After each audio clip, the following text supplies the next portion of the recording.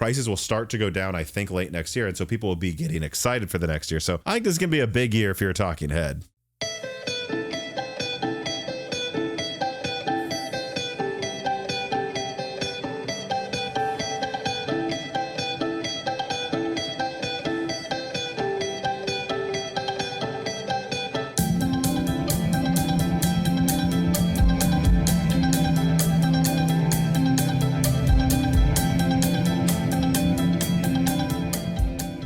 And welcome to Broken Silicon, a gaming hardware podcast. I am your host, Tom, and today's episode is brought to you by JLCPCB.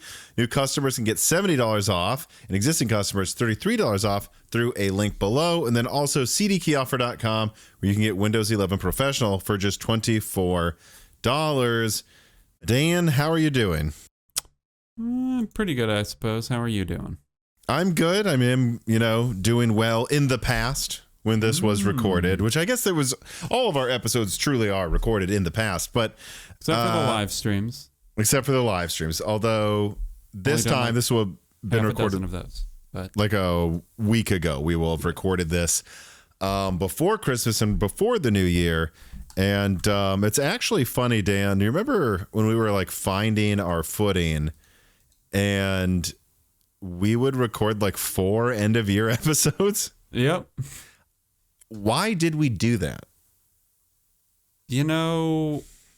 Early Moore's Law's Dead, I don't know why we did a lot of the things we did. My favorite part about the early podcast with Broken Silicon was just like, what if we just don't have a schedule and it's just completely random? But it was not random, I will have you know. It was every week and a half, and it always would come out on either a Monday or Tuesday or Thursday and Friday, back and forth. Thank you, Dan. There was more planning put into that than you may have thought. Okay, well, people typically follow a week and a half cadence, I suppose. So. Yes, I will not defend that. Well, I mean, it was because we didn't know how much free time you would have, nor I would. And now that I think about it, like 2019, Broken Silicon, 2020, well, that one doesn't really have an excuse. 2019 has an excuse because I still had my full-time job, right? And because of that, I mean, I had business trips and stuff. I remember the first time actually Steve was on Broken Silicon from Hardware Unboxed. I recorded that in a hotel room while I was in another state on business. Oh, yeah, and there were a few early recordings with you where you were like in Canada or something, if I'm remembering correctly. What I don't remember which episode it was. I'm not going to dig it down. But for those who do remember or can find it, please share it in the description. I mean, in the comment section below. Yeah, there was one, if you'll remember, where like the cleaning lady. I was in Toronto, and the cleaning lady was trying to get it, and I was like 15 minutes, and we went like another 30, and I rapidly ran and just made sure everything was uploaded for Gerard. And then while waiting to get on the plane, I spoke into my phone the thank you credits. Oh, yeah. Good times. Good times. So what I'm saying is there was reason for us to like have like 4 episodes over break, and like back when I did not know how much free time I would have over the holiday season, because I had I don't want to say a real job. I would say this is a real job, but I had a non-YouTuber job. But it's funny just how over time we've migrated towards 2 to 3 episodes. I think the past 3 years it's been just 2 episodes, and it's like, yeah, look, we just record right before break. It's a lot of extra work for a couple of days, but then we fully take the week and a half to 2.5 weeks off. We just completely take it off. We only need 2 episodes for it, and there's no point in like, and I don't know why I was thinking of this, like that there's like an episode that was like the first half of the year, and an episode that was the second half of the year. It was very weird. Yes. Didn't we leapfrog one year too, or like we looked at the first half of one year, the second half with a guest, and then it was very odd. I don't remember all of it. I also remember a couple of those early episodes we were recording, and I don't remember why, but maybe it was just because, I think it was the most soundproof part of our parents' old house, is we just recorded in like the unfinished part of our parents' basement. We only did that in 2019, and I believe I had like the mic between us and a blanket under it, like for soundproofing, and we would just like stare at each other 2 feet away. And in our defense, we grew up in a house that was built in the early 2000s, and that era of houses is The McMansion era. McMansion era, where the houses were big, and they didn't really do that by adding more materials. They just stretched them out a lot thinner. They just stretched out the materials and had zero quality control. Yes. Yeah. And so a lot of the house was echoey because of that. Yeah. That interesting The boomer build quality style. on that house, to say the least. There's just a pipe in the wall for some reason that didn't lead to anything. Yes, we learned like you were always like hot in the summer and cold in the winter, and it's because they didn't finish the heating and cooling piping to the vent in the wall in your bedroom. Good job, guys. Good Anyways, though, this is a tech hardware podcast. This is a tech hardware podcast, and we do actually have a correction for this episode. Nothing writes in. It says, in your recent broken Silicon 340, you said you had leaked Zen 6 using a bridge die over a year ago in the Medusa Point leak. Correction. Well, you did leak bridge dies for Medusa Point in said video. It wasn't your first time talking about them. Your first bridge die leak was at least 2 years ago on September the 28th in 2023 in the video AMD Zen 5/6 full leak, IPC core counts, blah, blah, blah. I do believe I note that in a video I put out, the Zen 8 and 9 Nemesis video. It says, it could be that you leaked bridge dies even earlier than that, actually, but that's the leak I remember because it was around the time I proposed to my wife. Well, what a sweet connection to such a small data point. I don't know if I should. Congratulations. I was going to say, I hope you guys are. Oh, you said wife, so you are married now. Well, congratulations on the marriage, I suppose. Well, hopefully the bridge die was a bridge to your wife's a happy life. Says, finally, just want to say thanks for recommending the Prof G Markets podcast. I started listening when you mentioned you'd have Ed Elson on the show, and I haven't stopped listening since. Yeah, and since then he's made 30 under 30 lists. So quite a large guest to have on the show, actually. And he's a very cheerful guy. We talked a tiny bit afterwards as well. He's a very nice, easy to talk to person. But yeah, lord that over them and say, hey, cross-pollination worked for you guys too. So, oh yeah, I'm sure he got the 30 under 30 list right when they saw him on Broken Silicon. Like, oh, Moore's Law. He was on Moore's Law is Dead. Ooh, now we're giving it to him. Yeah, undoubtedly. But no, it's true. The bridge die thing, that was so weird earlier this year. Like, wait, how it is, and those types of things often do annoy me. Although it's mostly harmless, but like, how does like Zen 6 work, and like, how could they do this? And I'm like, guys, the person who has pictures of Zen 6 told you for 2 years, but I don't know. Dylan K writes in, good evening, Tom, Dan, and maybe David. No, David was the previous episode. Looking back at 2025, this is the Tom and Dan talk about 2026. He says, I hope each of you had fun holiday plans ahead of you. Out of the myriad of tech leaks this year, what was each of your top 3 favorite leaks? So yeah, I thought before we start talking about 2026, let's just do a little bit of looking back with you. What were your favorite things? And I think it's interesting for you because you usually know about these things months or even a year before I leak them. And so I typically can tell how excited you are because it's either a oh or oh or oh when I tell you. Yeah. So I couldn't think of a third one to include on the list. Maybe I'll be inspired, but I would say probably the like AT0 or AT1 stuff, and then probably Orion, I suppose. Those are I'm pretty excited about, I guess. Like, just to out myself as a Sony pony, as I've never done in the past. I'm excited about Orion as something I might actually get, and then just the, I don't know, new rejiggering of the architectures. It seems for APU seems very interesting for AMD.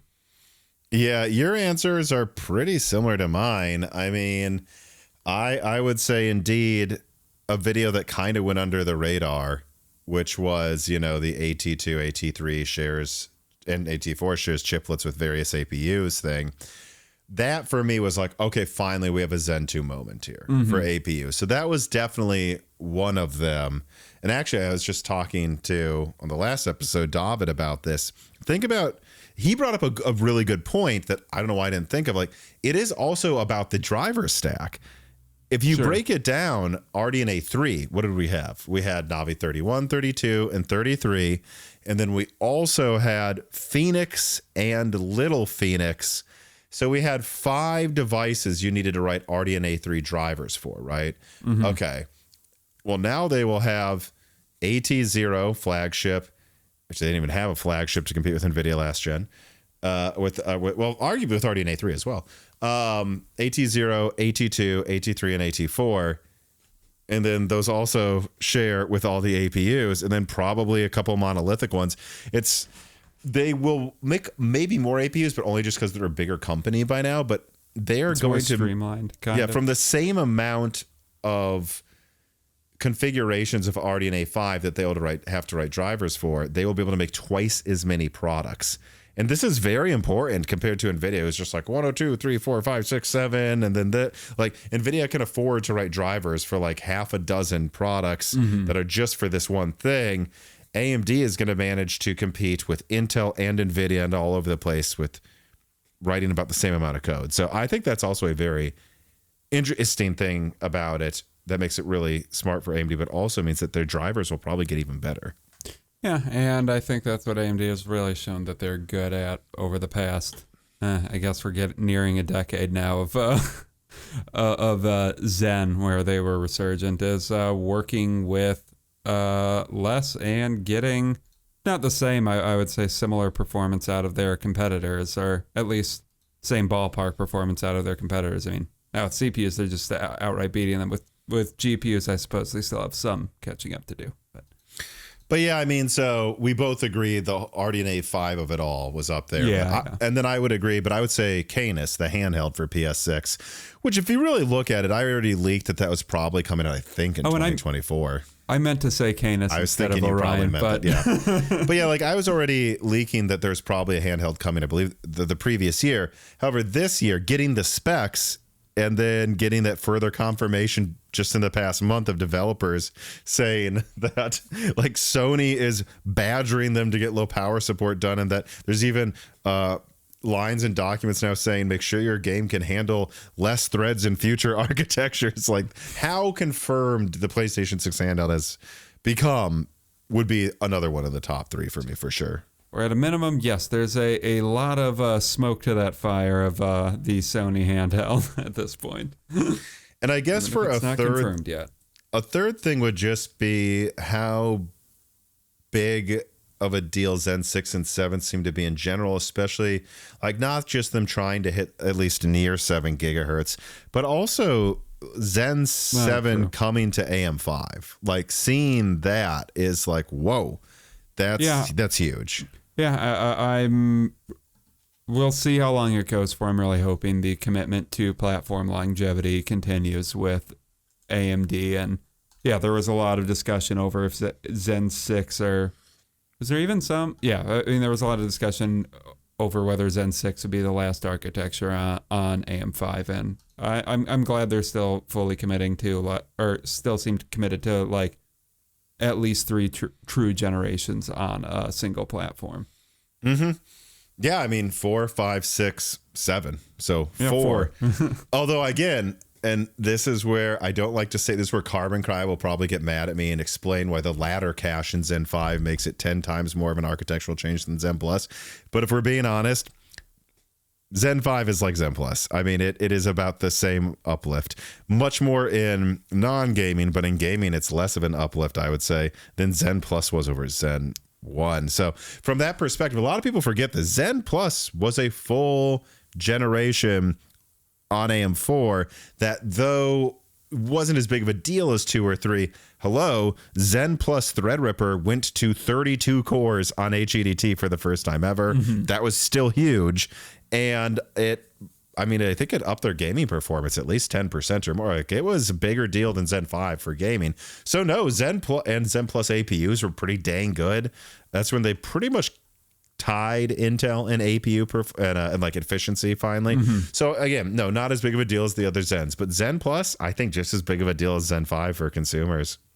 Yeah, at least gamers at a minimum, because not taking APUs into account, because obviously Strix Halo is a bigger deal. But yeah, and a lot of people were pissed off about Zen 5 at the time because to some it seemed like a regression when it's still better than Zen 4. Yeah, but it's aged better than that, but it's a very small uplift a lot of the time. It started out interesting to be nice because I don't know why they launched it when they did, because it just made them look bad, even though I don't think it was nearly as bad as the initial launch made it out to be. But yeah.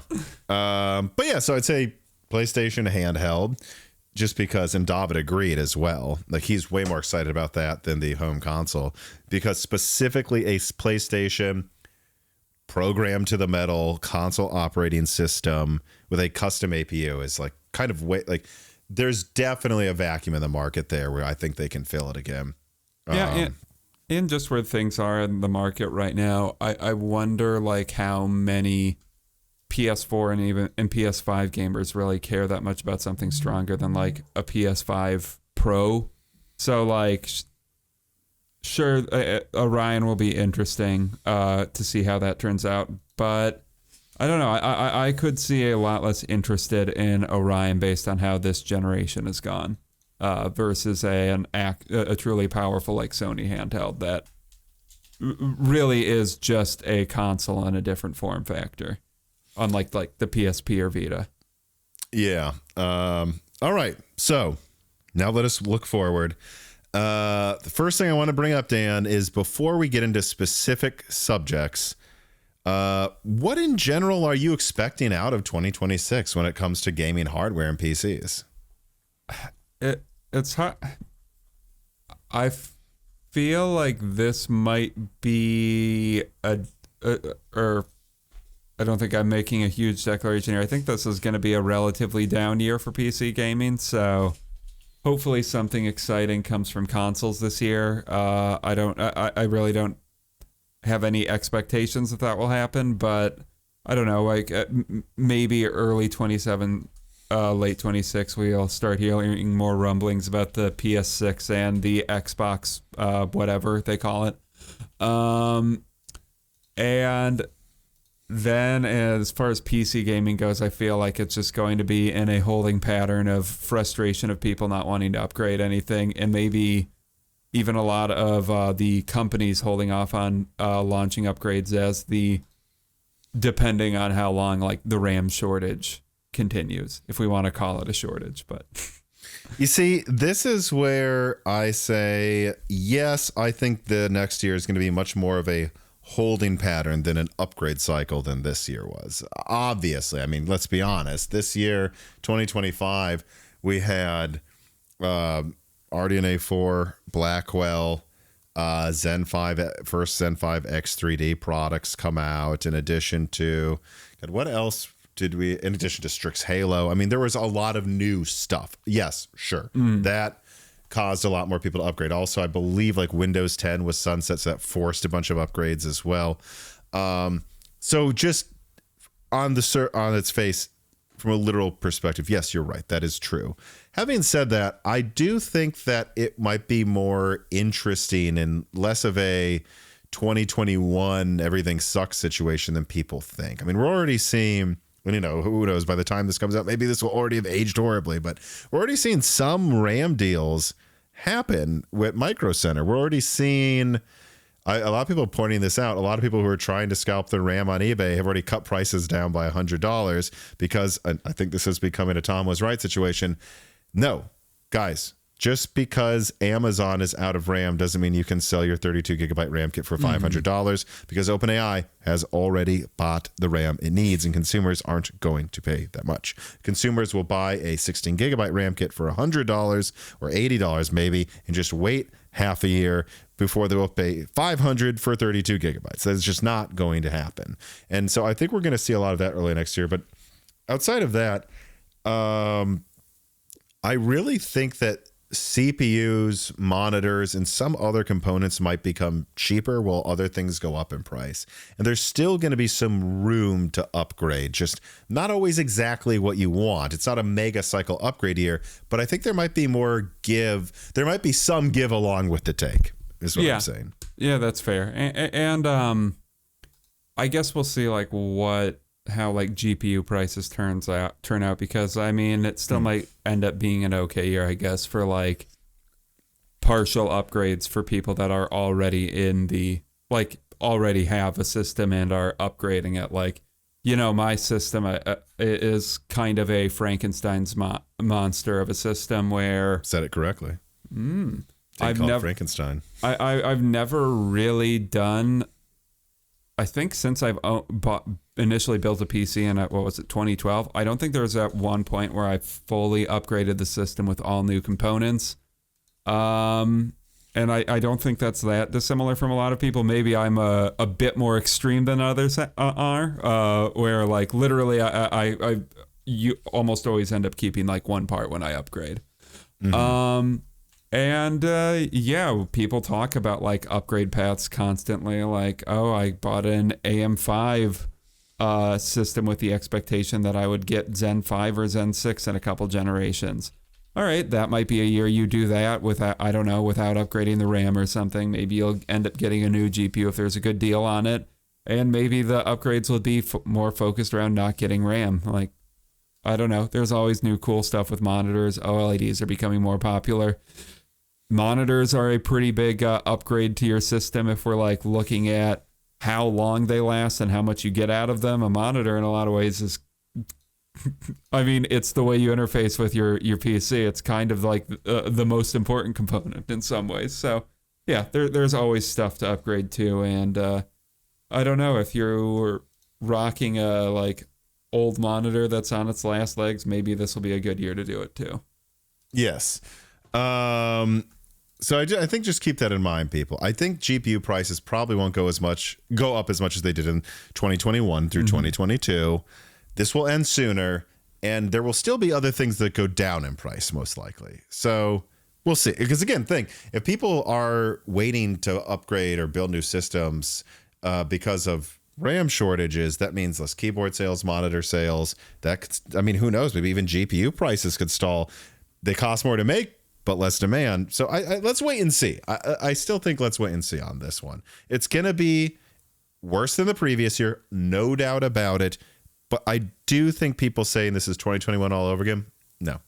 And I am also excited for the weird idiosyncratic like price spikes you'll see on Amazon where I'm putting my money on it now. There's going to be like some weird period that probably won't last long. Maybe it lasts like an hour or like a couple days or something, where like when the recommendation for everything is get 16 gigabyte kits, somehow that will like spike past 32 gig kits for like a second. I don't think that, but I do think 32 or 64 could spike past something else. You know? Okay.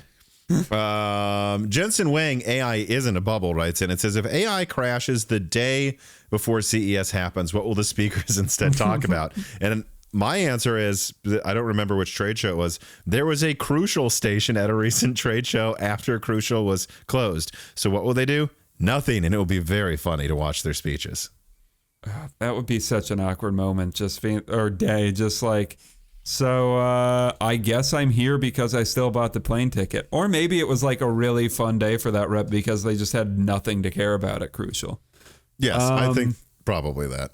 But yeah, a thing I always look forward to at these consumer shows is hearing the new AI BS that's spreading around every year, where like they don't consider like the implications of any of the technologies, or there's no real design philosophy behind some stupid AI powered device, but it needs to set. But this is the period where everybody that's sucks at doing like hardware development just tries to do a startup and ends up failing. Like all of those AI Pebble devices from a few years ago. Excited for more of those.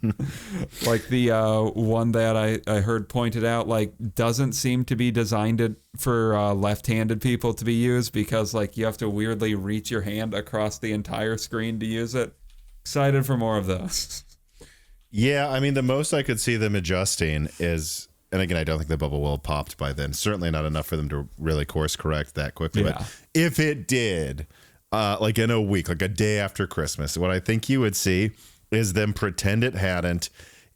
At first, just be like, oh, this is just a blip. And then just like add caveats to like every paragraph, just like, and this is also useful because of this, not just for AI, but you know, I think that's what you would see. But no, they wouldn't change it, guys. There was a Crucial booth after Crucial was killed. So, I mean. And yeah, not looking bright for my future for my AI-powered dog walking app, but I guess I still need to go to CDS for that.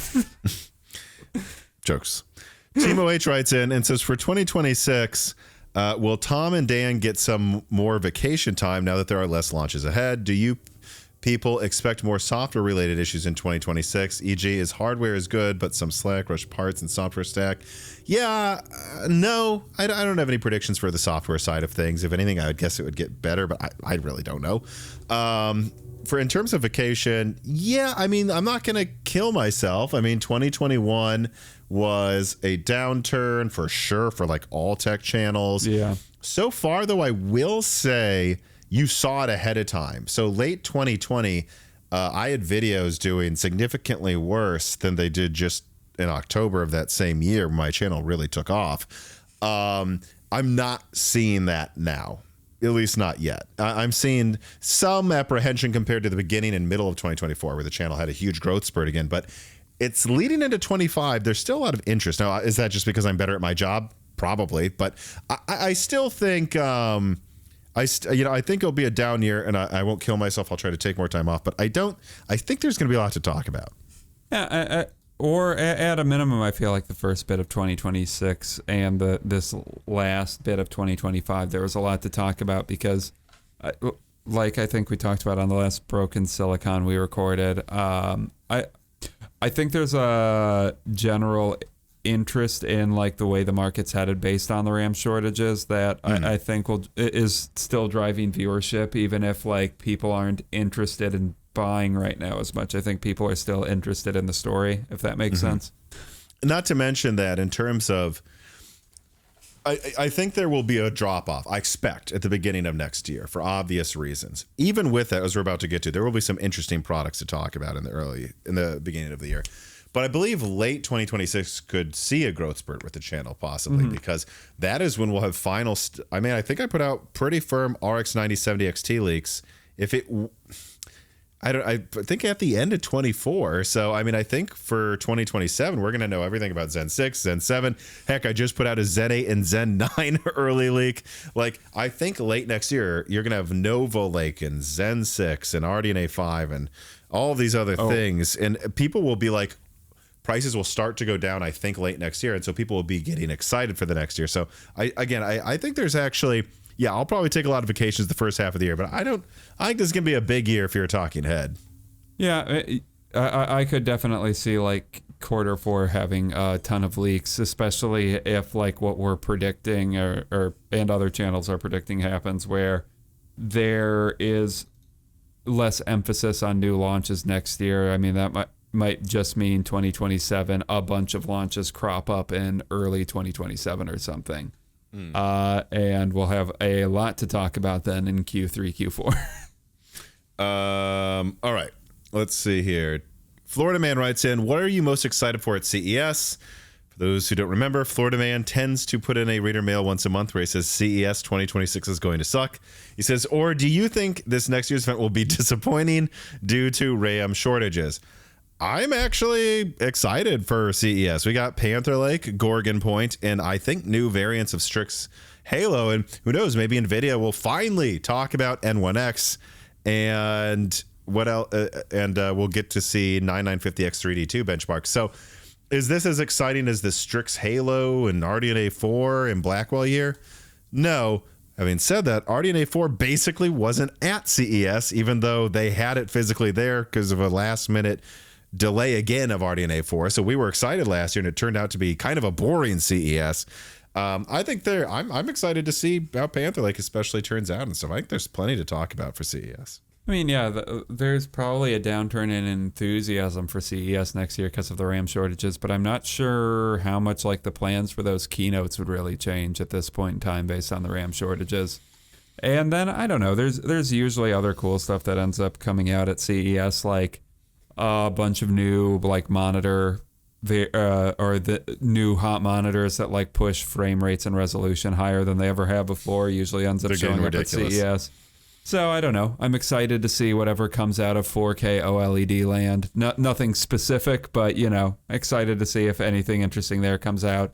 And like you said, yeah, there's still the new CPUs and refreshes that will be coming out early next year. This piece of content is brought to you by JLC PCB. Innovation starts with an idea, and JLC PCB helps you bring your ideas to life. With their one-stop manufacturing service, you can get everything you need in one place, whether that's PCB fabrication, SMT assembly, 3D printing, and CNC machining. And yes, from rapid prototyping to full production, they handle every step with precision, speed, and at a reasonable cost, especially when it comes to their 6-layer PCBs. On that last point, their 6-layer PCBs allow fast, clean routing and avoid the struggle of squeezing signals onto their usual 2 or 4 layer boards. More routing means more freedom and faster development, fewer redesigns, and therefore quicker project completions. Spend less time fighting routing limits and more time building the actual project. And 6-layer PCBs are usually expensive, but JLC PCB offers one of the most affordable industry prices. So whether you're a maker, an engineer, or a global hardware company, JLC PCB empowers you to turn your ideas into a reality. Faster and smarter. Support Moore's Law is through the link below. Yes, just clicking on the link below helps the channel a ton, but obviously if you need their services, you can also get a really great price on 6-layer PCBs as well if you follow the directions and use the offer codes and coupons below. So please support Moore's Law is Dead at JLC PCB today.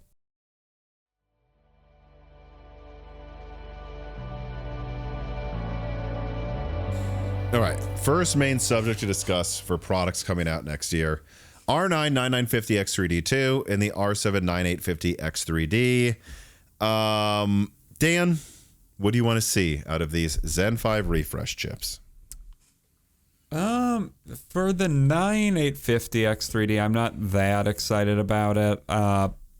I hope it surpasses expectations and is, it actually proves to be slightly more than just an overclocked 9800 X3D, but that's kind of my expectation. And the 9800 X3D is just a new way for them to claim the performance crown again, because get the people that always want the strongest thing.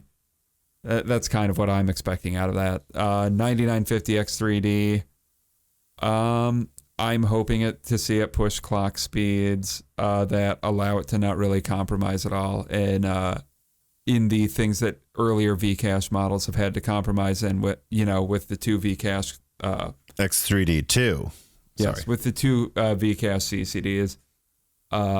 I hope it can manage to be the best of both worlds rather than what I'm a little worried about with something like that, and I guess they probably wouldn't release it if this were the case, is if the 9950 X3D ends up kind of compromising on productivity to only get you that ever so slight bit of gaming performance. But I if that's what it is, I just think it's I just hope it wouldn't come out. But why would they bother unless they can give you at least a solid 5% across the board uplift? Yeah, because that's the thing is X3D has been massive for gaming, I think, and it's really put AMD on top when it comes to the gaming CPU crown, but it does come with, or it has traditionally come with some compromises which have been alleviated over and over again, or with successive generations. So, I'm hoping to see this 9950 X3D actually be a full realization of that with 2 Vcache CCDs on it. Yeah, so I actually think AMD is a pretty large opportunity here still, despite the RAM shortages, with the 9850 X3D and 9950 X3D2. I've already put out a video about this that talked about why I think they're doing this. I think it's pretty obvious Zen 6 desktop is likely to be delayed to 2027. If so facto, Nova Lake may launch before it. If it does, you would want something that puts just whatever the best thing you can out there so that maybe you keep the gaming crown or at least tie it with Nova Lake with a much cheaper product and just have some other option that gets as close as possible for your fans. I think that's their goal, but I also think there's a chance here where, well, I I think a lot of people did end up eventually getting Zen 4 or Zen 5 systems at the end of this year and, probably early 24. And if you already have that system, you already have the RAM. So what AMD could do is push hard and say, like, anyone waiting to upgrade, guess what? A lot of you already have DDR5 in your AM5 system. And because of that, here is something that pushes everything to the max. Don't wait till later this year. Upgrade now. And they do so with fairly aggressive pricing to try to keep sales moving, whereas Intel is going to be in quite a pickle with their platform that no one bought already and trying to get people to buy a Nova Lake system that probably don't already have DDR5. I think there's a huge opportunity for AMD to cement dominance in do-it-yourself sales, and I would hope they do fairly aggressive pricing. Like, who knows what they do, but I think they have to look at the situation and go, the people who would buy this are the people that already have a system for the most part this year. Sure. Which means if someone paid, like our friend Brock, like what, $450 or whatever it launched at for a 7700X in 2022, right? Yeah. Like, all right, it's been 3 years or so. We want to make it stupid for him not to upgrade. We're actually going to make the 9850X3D 450. We're going to make the 9950X3D 2 like $599. We're not going to raise the price over the other one. We're going to do price drops across the board for Zen 5 to meet everything in line. I've also heard there's probably like a 9650X coming. That is the, 6-core yields of this without Vcache on it or something. Who knows? Maybe it has Vcache too. Because remember, this is a new stepping, everybody, for these Zen 5 refresh blocks. It is not the same chiplets as before. And they just make everyone upgrade. Anyone waiting, and like maybe make it more worthwhile to build now anyways. Like, maybe RAM's more expensive, but we are offering something 5, 10, 15% faster than what you could get out of AMD last year. And we actually lowered the prices on our CPU. So I still think there's a real advantage here over Intel, because Intel doesn't have any established platform that anyone bought in any real numbers. And I want to see if they're smart enough to press that advantage in a time of shortages. The thing I'd be curious about to see how that ends up turning out is if they end up pricing like the 850X3D at $450 or something, if that really just drives people to recommend like the 9800X3D even harder, because that might drop to like, I don't know, $450 or $380 even if it goes down to that. And if it's only like 5% advantage in frame rate, I think the recommendation would still probably be the 9800X3D, but if they manage to get like, I don't know, 10% performance advantage over the 9800X3D, maybe it makes sense to get the 9850 instead. Yeah, I think there's also an outside chance that they bend IO dies for faster memory for this refresh as well. Like, I don't think we can discount that. They might say, yeah, look, in gaming, typically this thing gets, 5% more. But if you do productivity stuff or in specific games where it benefits more from clock speed over cache, you can now get the fastest memory on the market that you can't afford to go. But, well, eventually. But you can drop this in now, and once Sam Altman stops eating all the RAM, you can buy some. Yes. And that will make some of these other apps run way better. So I still think there's that argument there as well. But, if most people just go buy the 9800X3D or a 9600 non-X, I think AMD will go, oh no, we sold that instead. Yeah. So, but we'll see. I think AMD still has an opening there. Glass writes in, do you have any data from your contacts on these 64 megabit BIOS chips on the 870 and 850 refresh boards that are being released? Are we possibly looking at a 300 series in Zen 3 situation again, where not all 670 or B650 boards will support all Zen 6 or Zen 7 products? Yeah, all I can say on this one is I don't really have any information about this. I mean, I hope AMD doesn't repeat that mistake again with AM5, because I think that was a bit of a cluster, and I think it lost them not necessarily a lot, but a little bit of the public goodwill when it came to that AM4 platform longevity, because it gave the argument, well, it kind of had longevity. I mean, they figured out a Band-Aid, but it was an annoying Band-Aid. Speaking as somebody that had to deal with like some of the, well, actually, never mind.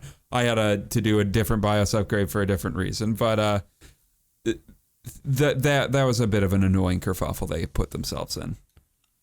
Yeah, here's what I'm gonna say though. I was just reading about this online. Yeah, it does seem like some boards have smaller capacity than they probably should still. And the problem is Zen 6 goes to an entirely new memory controller, and then Zen 7 is a fully new generation. Mm-hmm. So I think it's undoubted, it's unavoidable. There's going to be some other boards that probably have this issue again, from what I can tell. Just, again, I'm not an expert. This is me Googling for 2 minutes. Probably some boards will have this issue. Yeah, that you're probably right, but I hope it doesn't happen. I hope so too. All right. Now, I bumped this subject up earlier to the front because I think this will be one a lot of people will want us to talk about more so than the other subjects. But RTX 50 Super, damn, gun up to your head. Is it launching? I kind of think, no, I guess I'll go with no to be interesting, but so because I don't know if they're going to be continuously reallocating more and more assets to AI work, and this RAM shortage continues. I really just feel like this Super is a kind of doomed product. And I don't know, there could be this issue where if it releases, that just releases a no volume, which would be my concern if it does come out. Yeah, so I don't know why, but today I just had this feeling where I'm like, yeah, maybe it will late next year. I don't know why. If you would have asked me 2 days ago, I would have said, no, I don't think it is. I mean, I probably said that on an episode.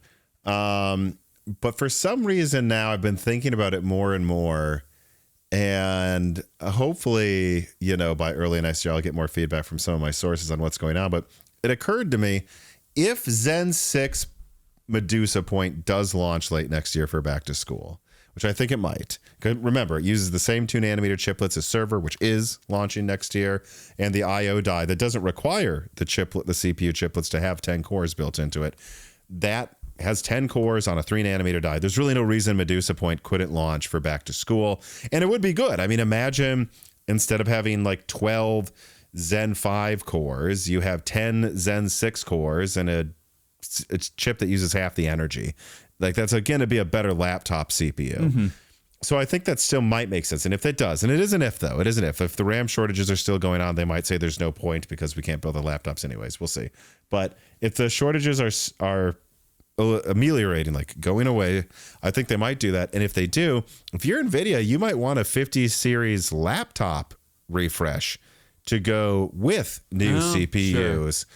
And there are rumors out there that there is a 50 series Super for laptop coming.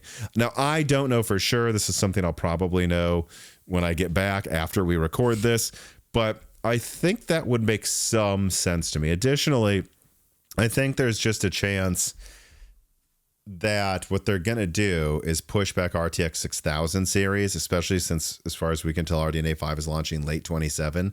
And so if that happens, yeah, I mean, look, it's pretty, late 2026 is quite a while after early 2025, but that's really a year and a half, almost before another year and a half until RTX 6000 comes out.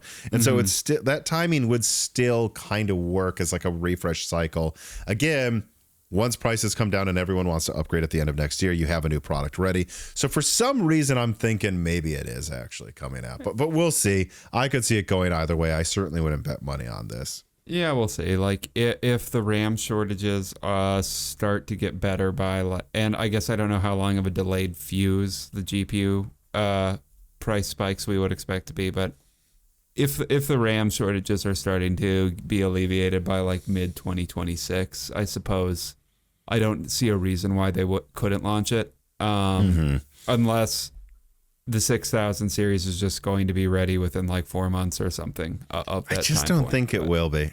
I just think they're not going to prioritize it, AI Soldier 789 writes, and it says, as Nvidia announced that they will produce 40% fewer gaming GPUs, does it have a big effect on the do-it-yourself market as it will have on OEM systems? What will boutique builders do if they can't buy SSDs, RAM, Nvidia GPUs in the first half of 2026? Well, the smart ones already bought up supply. I know some of them who did. On Amazon Germany, every mostly normal price SSD has delivery times up to 6 months from now. Well, yeah, right, because they're out now, but in 3 months it might become a week. So first of all, Carbon Cry wrote a note here that says Nvidia did not announce this. The literal quote is from a Chinese tech forum and is, in quotes, based on unconfirmed and potentially inaccurate information. Nvidia is rumored to be planning production cuts. That's what confirmation. They say. Even the forum poster says he's not sure. That's Guys, a confirmation, Tom. This is like the Samsung denies SATA SSD production leak when Samsung did not issue a statement in WCCF that just again made it up, and people just looked at the headline. Please, people, do five seconds of research. This is not confirmed by Nvidia. Falto writes in, some rumors claim Nvidia will be reducing supply by 40%. How true is this? So I actually asked around before we started recording, Dan, and no one I talked to say there's any exact number. No one at all. Okay. So my answer is no, there is not this thing where Nvidia is like, we will reduce supply 40%. That is probably some guy in China, a guy who said he wasn't sure, by the way. That's his estimate, or he heard it from someone. It could be that much. Having said that, will Nvidia reduce GPU supply early next year? Probably. I don't think we need a source to know that. I mean, at a minimum, they'll want to use the RAM they have for AI chips. After that, hello. If they think less systems will be built, they'll think less GPUs will be bought. They will reduce GPU supply. It might not even matter. They might still have more supply than they need for how much fewer systems are being built. So yes, they will probably reduce supply, but I wouldn't make firm bets on prices yet, except that I've already said I expect GPU prices to at least go up some. And of course, they're going to reduce supply if people are building less PCs.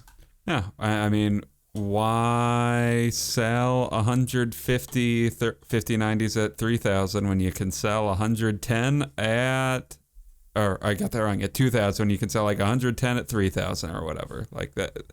I don't see why they would prioritize pushing a ton of supply, especially when they can sell those same chips for so much more money on the AI/data center market, whatever you want to call it these days. But yeah, so no, I don't have some firm number. All of my sources are saying they've heard in retail or in distribution. Literally none of that. Yes, obviously GPU is being deprioritized next year by AMD and Nvidia for multiple reasons. Some of them legitimate. If there's less PCs being built, you would ship less graphics cards. I mean, another interesting stat, Tom. Did you know that 90% of stats you see online were just pulled out of someone's ass?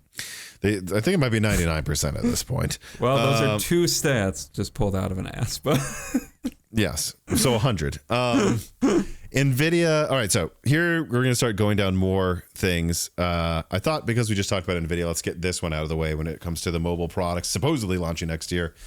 Okay. Nvidia N1X. Dan, any expectations here? We've been talking about this, I think, since late 23, haven't we? I mean, good Lord. This is starting to get filed into my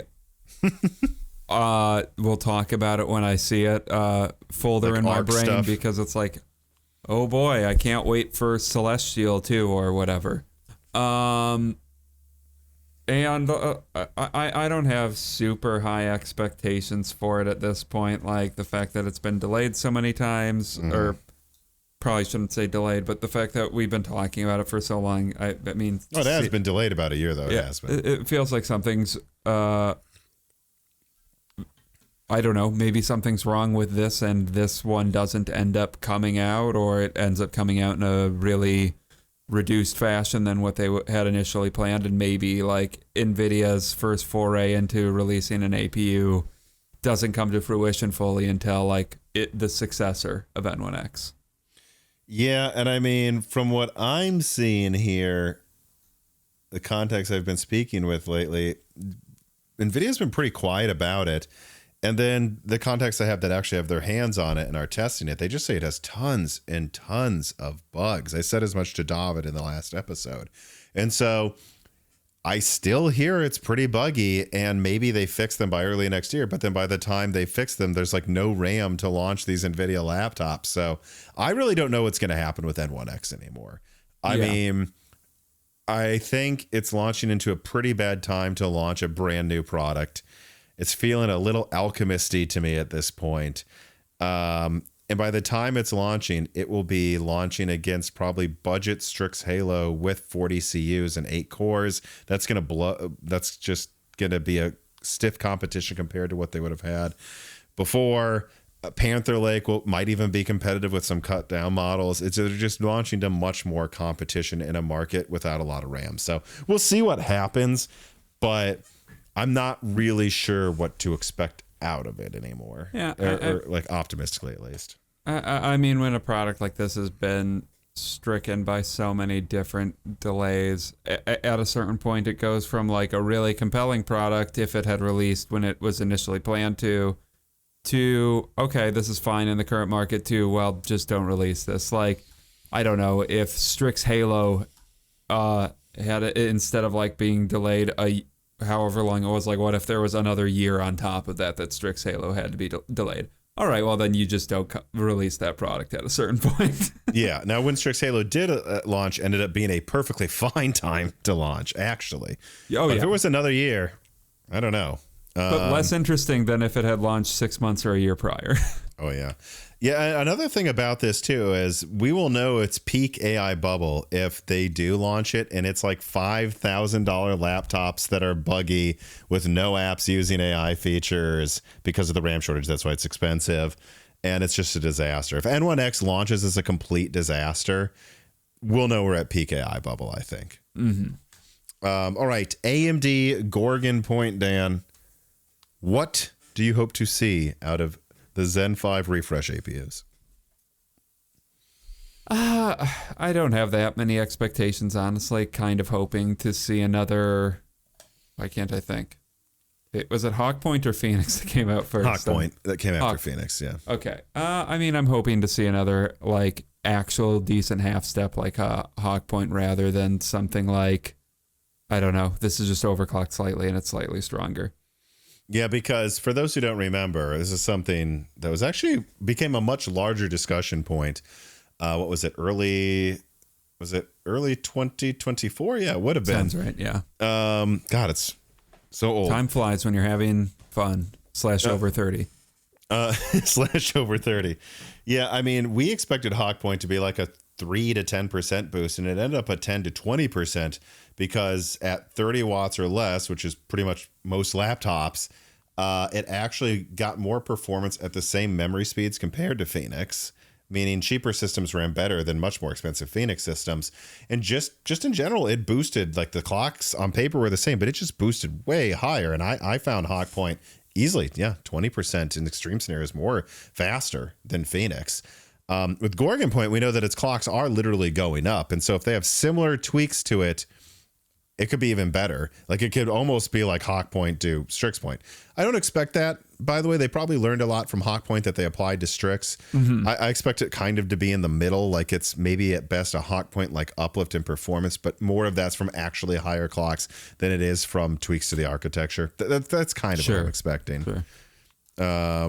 But yeah, so we'll see. I mean, if they manage to squeeze out another 10 to 20% in integrated and 5 to 10% in CPU, that should be enough to just roughly compete with Panther Lake in a similar way that Hawkpoint surprisingly competed fine with Meteor Lake. Mm-hmm. Speaking of which, Panther Lake, Dan, what do you want to see out of Panther Lake? I don't really know anymore. With I'm hoping to see Intel at least continue to keep up in laptop with AMD or with the points, not the halos, with AMD. That's kind of my expectation from them. I don't think Panther Lake will be like a disappointment though. I don't think, aside from like Meteor Lake, I don't think Intel has managed to put out a complete abject failure really when it comes to laptop. When it comes to laptop, yeah, even mobile Arrow Lake actually had surprisingly good integrated graphics with its not Battle Mage Alchemist Triple Plus weirdness. Yeah. I agree. Even then, Arrow Lake was much more exciting than Arrow Lake Desktop, and they tend to do better with laptop lately. So overall, I think Panther Lake's going to be pretty good. I mean, whatever I leaked, I pretty much stick to it. I think they'll get a substantial GPU boost. No, I don't think they will hit Strix Halo performance in real-world games and synthetic tests. Maybe they'll get close to some of them. But I think they will probably have graphics, in between Strix Point and Strix Halo, but in a package that's a lot like Gorgon or Strix Point. And I think that will be a really cool product. My biggest concern at this point with Panther Lake is the market it's launching into.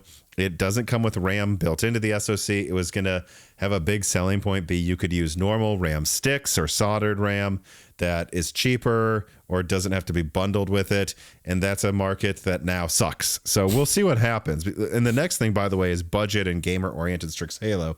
It would be interesting if AMD stockpiled a ton of good Strix Halo yields with like the full 40 compute units, 8 cores of Zen 5, and then on top of that they give it 32 to 64 gigabytes and they can sell it for the same price as Panther Lake because they already stockpiled all that RAM last year.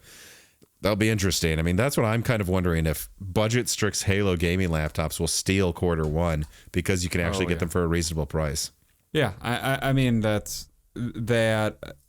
What was it was 8 core 40 compute units, right? Not 32. Yep, there's a 1240 and an 840. Yeah, I would be I'm excited.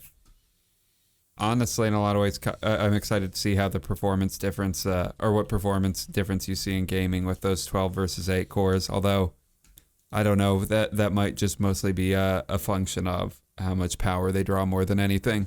But I could imagine those more budget-oriented Strix products or Strix APUs really, really killing it and changing the market for gaming laptops if they come in at or the even right just price. mini PCs. If like Mini's Forum has a mini PC with the 388, 8 cores, 40 compute units, built-in RAM, you don't have to buy separately.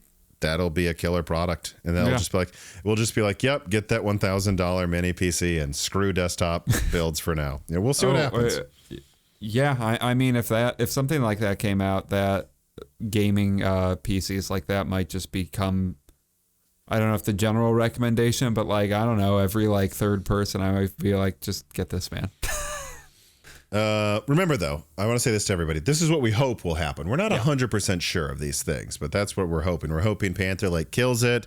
We're hoping budget Strix Halo brings competition to a market scarce of RAM, and Gorgon Point turns out well. Nvidia N1X, I hope it turns out well. I haven't heard good things though. Jensen Wang, AI Isn't a Bubble, writes in and says, given the success of Radeon using 60 and 70 series naming with the 9060 and 9070 series, should AMD start using AMD Green for their stickers on Radeon laptops? No, but joking aside, they should try to find a better way to market their integrated graphics. I think Ryzen pulls a lot of weight now, and honestly, maybe if they made mobile AMD, maybe if they did red for dedicated, green for integrated graphics, and then there was a green sticker on APU laptops that at least caught your attention, and then you read it and you're like, oh, it's not Nvidia, but then you might Google it. I actually don't think that would be the dumbest idea. Yeah. Or a blue sticker, something to make it stick out, because it's not fair that you have this and this when your integrated graphics are not another this. They're way better than the competition. Yeah, that's true. Yeah. With the amount of cache that Zen has on laptops, they should be doing something to set themselves apart. And honestly, I think they have a really big opportunity to boost RDNA's recognition with how popular those APUs are. Like you said, I have an RDNA in my APU. Maybe I want to get this for a GPU later or something. Yeah. All right. Moving on to the next subject here. Arrow Lake refresh. Dan, what are your expectations and hopes for Arrow Lake refresh? I hope Intel there isn't some fatal flaw in Arrow Lake that becomes revealed with Arrow Lake refresh like we saw with Raptor Lake. I hope we just see a basic increase in clock speeds, maybe without a massive increase in power draw that makes the CPUs fail or makes them unusable for some reason. Yeah. Yeah, I don't know. All I can say for it is what I've heard about Arrow Lake Refresh is regurgitating things I've already put out in videos from this year. It's actually a bigger uplift than people probably expect. It's not going to be just 5% in gaming. A lot of people think it could be 10%, maybe with a new APO boost to make it higher. So that could make it more competitive. Having said that, it is not, I don't think, going to catch up to the 9950X3D2. And again, the 9950X3D2, the 9850X3D, they'll be launching into a market where tons of people already have AM5 motherboards. No one bought the Arrow Lake motherboards. I think they waited for this. And now I don't think they're going to buy it. So unfortunately, I think Arrow Lake is launching into a market that is hostile towards it in every way possible. Now that the new RAM you would want for it, it'll be an improvement, but I just think it's going to kind of by default be a dud because, again, think about it. I think a lot of people were like, Arrow Lake's not good enough. I'm going to stay on my Alder Lake DDR4 system. I'm going to stay on my AM4 system. And then whatever, those people also won't get the new Zen 5 refresh, but a lot of people did get Zen 5 and Zen 4 that might upgrade. And so I think this is, I don't know. I'm not that optimistic. Yeah. I think the performance will be there. I just think it's going to be a hard sell to why you would buy this now. Intel Granite Rapids workstation. Don't have much to say about this. Granite Rapids was okay. If they keep doing what they're doing, I hear great things out of Intel workstations lately. That'll be cool. Again, though, bad market to launch a workstation product into. Very bad product. You fit your $80,000 workstation with $75,000 worth of RAM or something, or $50,000 worth of RAM. Yeah. All right, let's just move on from that. We don't need to spend any more time. This piece of content is brought to you by CDkeyoffer.com. Believe it or not, what you are looking at is my co-host Dan putting together his current Zen 4 desktop almost exactly a year ago. Of course, that code for Windows 11 came from CDkeyoffer.com. And we've been using CDkeyoffer.com at Moore's Law Z for a very long time. I use it for my office software on both my desktop and my laptop. And that's because they're reliable. They've always been there for us. And they offer reasonable prices for Microsoft products that are usually set, in my opinion, at monopolistic pricing. And they're actually having a Christmas super sale right now. So if you're looking to get the best pricing on Microsoft software or games or other products on their website as well, please show support for a company that's shown support for the Moore's Law is Dead team and community for years by using offer code BrokenSilicon to get 25% off all Microsoft software and DieShrink to get 3% off everything else. So support Moore's Law is Dead by checking out CDkeyoffer.com today.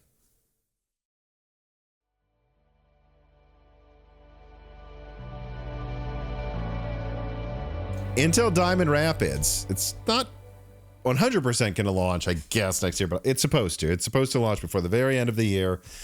Having said that, I have a hard time believing this thing is going to be competitive with Zen 6 Venice. That's the general trend we've seen for years, I feel like. So, yeah. Well, Granite Rapids could kind of get close because the architecture was kind of close to the performance of Zen 5, and it still had hyperthreading. My understanding is Diamond Rapids may lose hyperthreading. And so... great. What was it last time I even talked about Diamond Rapids? The last time I put it in a title was 2023 when I did one of those mega Intel leaks. But my memory was... It was 192 cores. I really haven't paid any attention to this for quite a long time. It's supposed to be 192 cores, but if it's 192 cores without hyperthreading, that will be competing with 256 Zen 6 cores with hyperthreading. So I don't know. I think AMD is going to take anything from that. I think AMD is going to take more market share next year with Zen 5 Zen 6 server. There's no way around it. However, what about Nova Lake Dam? Gun up to your head. How does Nova Lake turn out? I don't have evidence for it, but I just expect to be disappointed by Intel products at this point. Like, No. I want to be wrong, but that's just, I don't know. Intel, I guess Arrow Lake wasn't terrible, but I think it's pretty bad on desktop, personally, but. Well, I should say I'm judging by the Intel metric where it's not the 14900KS. They're not lighting on fire anymore. Yeah, I guess. Very low bar. I hope we make. I guess I'm hoping we make some progress in that. Is there not only is it not lighting on fire anymore, it's, I don't know, somewhat okay power draw, and is competitive at least. I don't know, in like that mid-range area with like the Ultra 7s now or whatever when it comes to gaming. I don't really have that many expectations out of the Ultra 9. Yeah.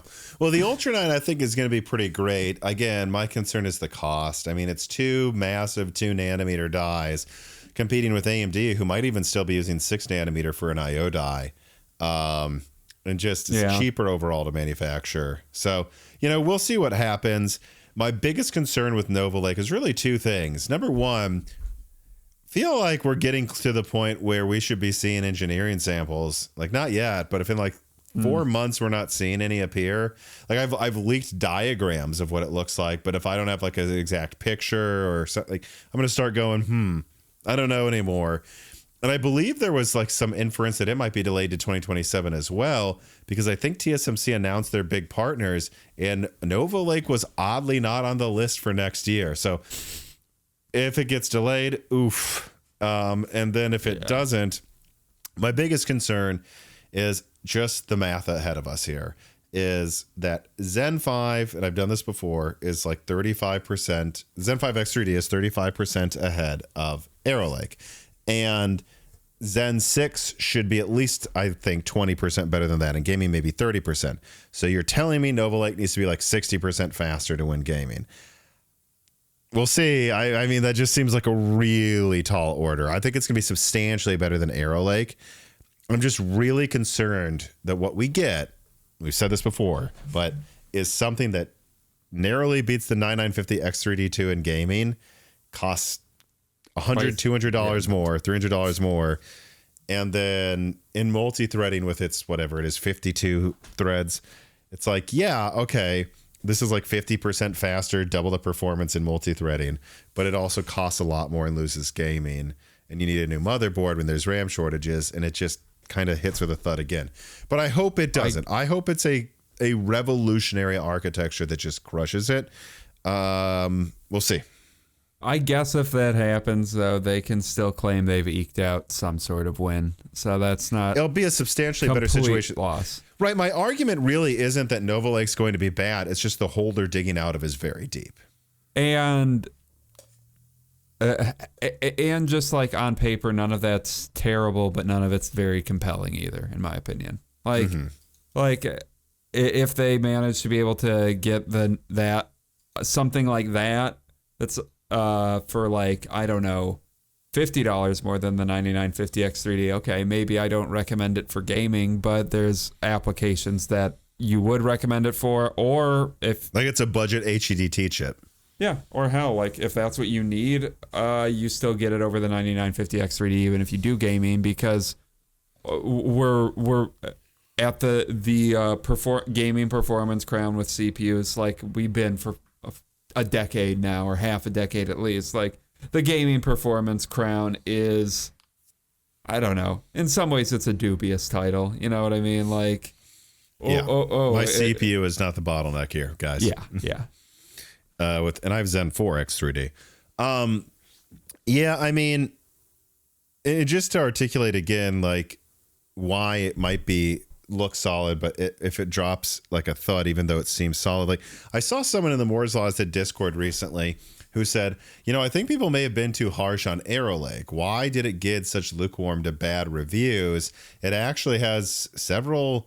It's like, it's really not worse than Zen 5, and it has an MPU and better integrated graphics. Like there's arguments for this being a totally decent option versus Zen 5. And my answer was, the problem was Intel didn't have a single reason for you to really buy this. Like, actually, don't say, oh, well, it's better at this and worse than that. Actually, pretend you're a person that wants something and understand this. Zen 5 launched first on a cheaper motherboard platform that was already out. So you already have a very tall order to go for Intel. It has to be a lot better. And what was it? It didn't cost less. It didn't come out sooner.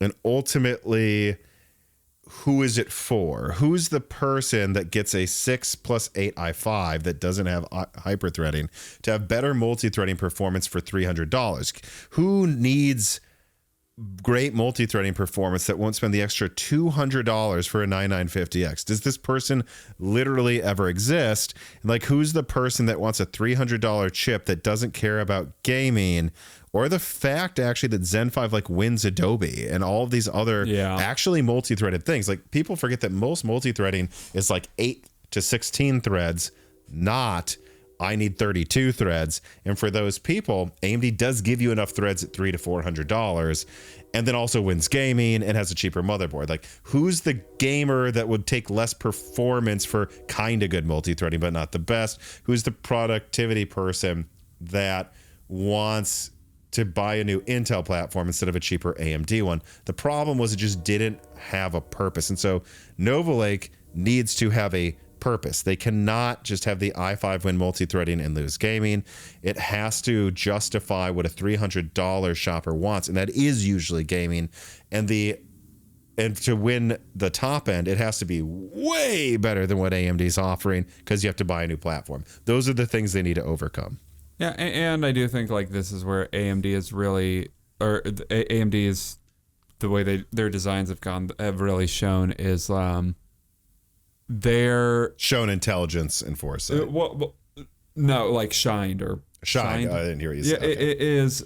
You really do just have I think there is the price point for gamers, which is gaming has always in a lot of ways been viewed as like the mid-range over time, and then that kind of progressed to people buying more and more expensive CPUs over time for their gaming PCs. And then AMD came out and said, actually, our gaming flagship CPU is not the middle of the pack, but like, you know, a few steps down from the top of what we sell. And it's a lot cheaper than the most expensive offering we have. Where Intel has really fallen apart is, I think to match that, you have to get their most expensive thing to get the performance crown from Intel. You know, and it's just like, okay, so to get the top of the line performance for Intel, I need to spend like $600 or $700, where I can spend $450 on AMD. Or if I need this for more than gaming, or gaming isn't the most intense task I do, I can spend the same amount as Intel, or a little more than Intel, and get the best productivity and best gaming CPU on the market. Yeah, and this is where, just to like cement my point with, I think people are kind of missing the forest for the trees, and they're like, yeah, but the i5 is 8 little cores that nobody wants. Is James Pryor used to be in charge of like segmentation at Ryzen at AMD.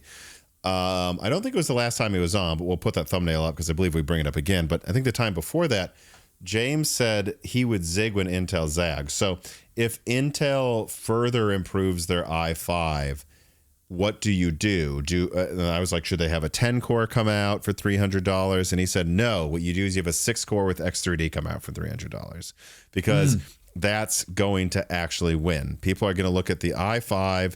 If it gets 10% more multi-threading, you give your R5 20% more gaming, because that's what people are actually looking for at that price point. They don't need more than 6 cores. Anything after that, what do they want? Probably gaming performance, or again, really good performance in Adobe, which I think likes Vcache. Some productivity apps actually do like that. And so again, I think that puts into perspective. I think everyone listening to me who has a good grasp on the market knows that I'm right. Like, if Intel had the i5 go from 6 big cores and 8 little cores to 6 big cores and 12 little cores, AMD's response of just putting Vcache on like a $250 would be actually what takes off. Yeah. All right. That was most of the CPU talk here, though. I guess I'll bring this up now because it's related to Intel, and if it comes out, it will be in the beginning of the year. Dan, what do you expect out of the B770? Hopefully the Intel Classic, where there's no promises of good driver support or longevity, but or good driver support or working in every game, but at least it has a lot of RAM. That's my expectation. What a great time to have a graphics card with tons of RAM, by the way. Hey, although not to sound like a hypocrite, Tom, we do always talk about how graphics cards need more RAM. Sure. And they probably did buy it ahead of time for this, so maybe it won't be expensive. They just missed the rest of our advice that I guess was tacit advice in a lot of ways, or implied that it should work, which they haven't figured that part out quite yet. So I have very few expectations. Clearly, I guess like I'm expecting a semi-borked launch. But people will say, I don't know, it has more RAM than the competition at this price point. So that's its asset. Yeah, I mean, for the B770, Or actually, am I wrong about that? That's just how much the amount of RAM it will have at a given price point. That actually might not be the case with the B770, but that's what it needs to be compelling, I guess. Yeah. Well, like if the 9060 XT is $400 early next year because it gets a price increase, let's say hypothetically. Yeah. This will need to be $300 to make sense. I will not spend the same amount, even if it was 5% faster than 9060 XT. No, the argument we made about what is AMD worth relative to Nvidia, double it for whatever it should be Intel relative to AMD. So, and I just don't know how they would get to that price. Now, the thing about the B770 is I'm still told it should come out. Again, to the people that are like, you were wrong. No, I told you Battlemage would come out, and then after that, Intel's probably done with ARC for the most part, which I believe I'm correct on this still. And I'm also correct that the B770 should come out in some form. I cannot believe it still will, though, kind of if it does. I say that for hyperbole. I'm not saying literally I don't believe it. I'm saying it's hard for me to believe they would even bother at this point. I mean, 2026 is supposed to come out 2 years ago. Could you imagine if AMD was like, well, it's been delayed 2 years, but we call it the 7800 XT. Like now they're launching RDNA 3. Like why even bother? What if we're wrong and this is their 5090 killer? I mean, I will eat a shoe. I will eat a shoe. Dan will. He will. Well, we're not going to have you get sick, but we will make you bite a shoe for a while on screen. Okay, that's a fair. You have to at least chew on some shoe. We'll order you one from Amazon. You have to. I agree. We will both chew on shoes if it beats the 5090. I am happy to make that argument. Make that commitment. So outside of that, though, all I can say is the thing I keep saying. I think they should launch a limited edition professional 32 gigabyte card with it. Because I've heard those are actually pretty well liked.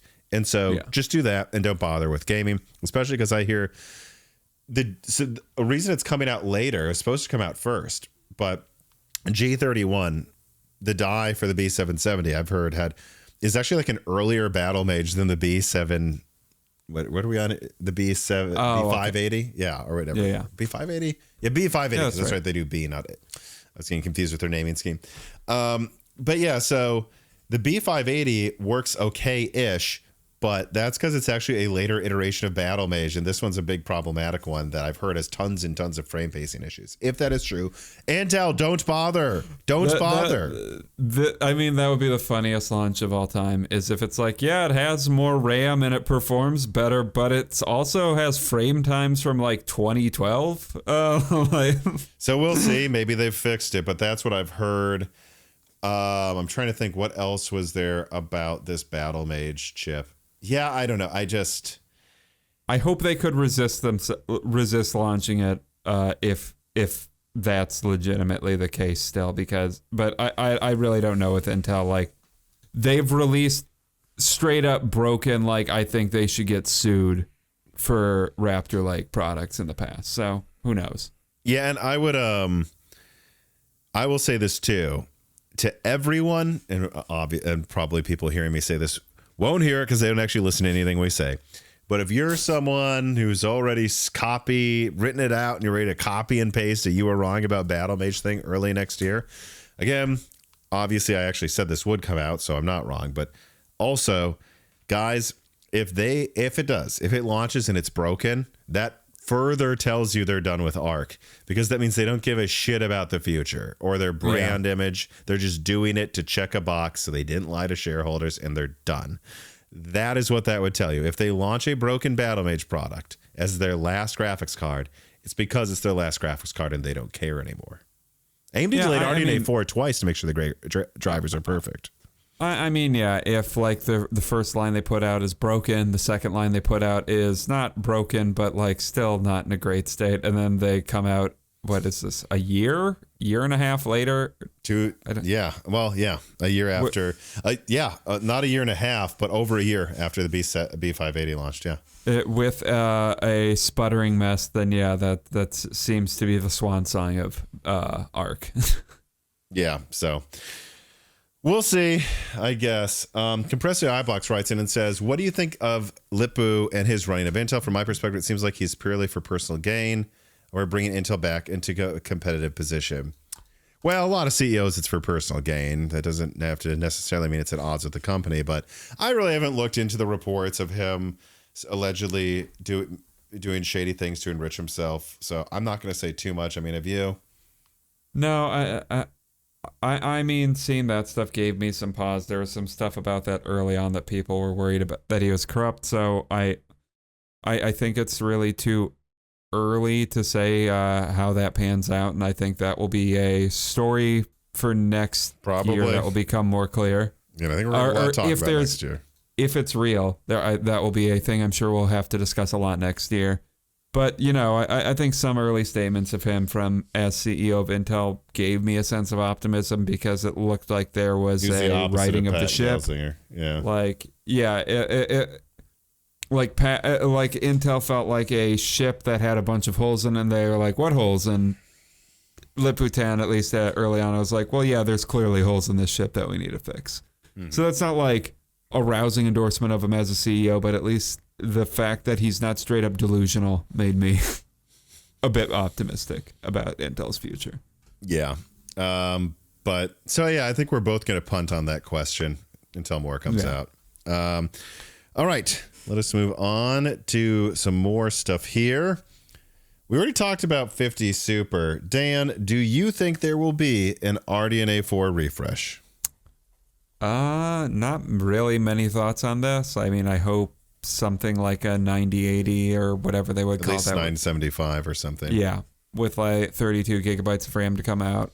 I hope something like that comes out. I don't have any expectation that it will, but like a 32 gigabyte 5080 killer or something would be cool.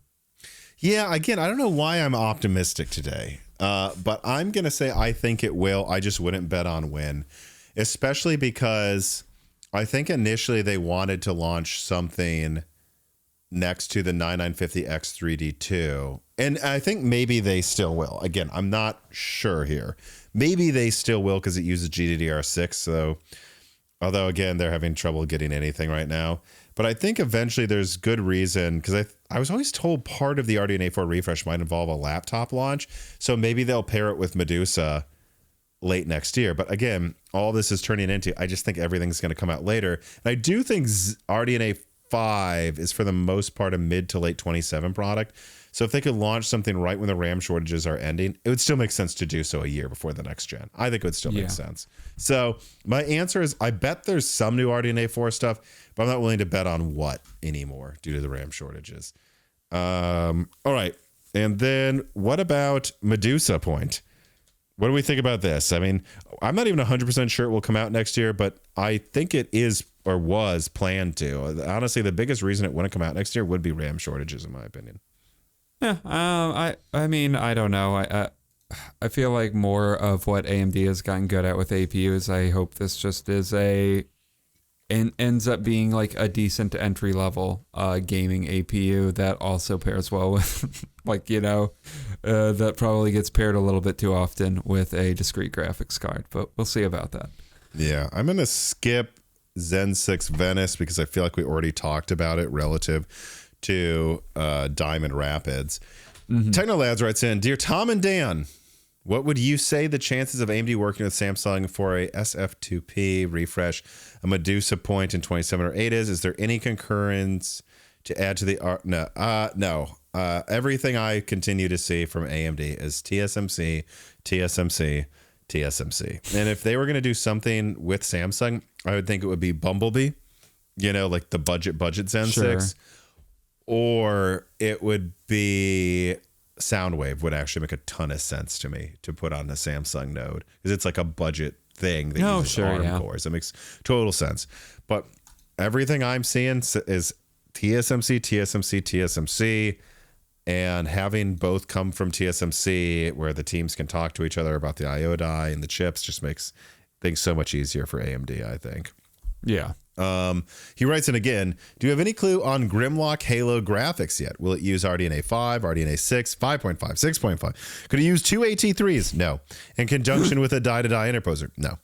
I don't think so. I've already talked about it. I don't remember when my Grimlock Halo GPU early leak was. I mean, hopefully Gerard can put that on screen. But no updates, except that to my memory, right, if I'm thinking correctly here, it was supposed to be like 30% faster than Zen 6 Medusa's Halo. So if Medusa Halo is what? I think it's 48 compute units in AT3. If that's what Medusa Halo is, I would guess that 48 compute units RDNA 5, Zen 6. I would guess that they're going to like 48 to 64, 5.5 compute units. That'd be my guess.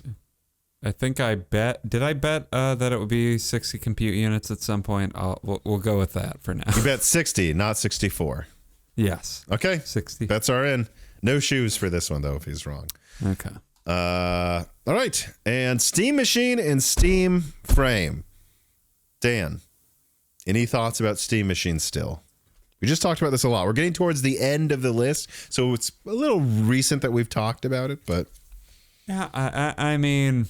I don't know what I'm hoping to see more Steam machines get announced at mid next year, and that they actually challenge Windows more. Like, I don't have that many more thoughts about the Steam machine itself. I think, I don't know, it's a very entry-level gaming PC, and I think Valve tends to put out pretty good products. I'm sure this will sell well.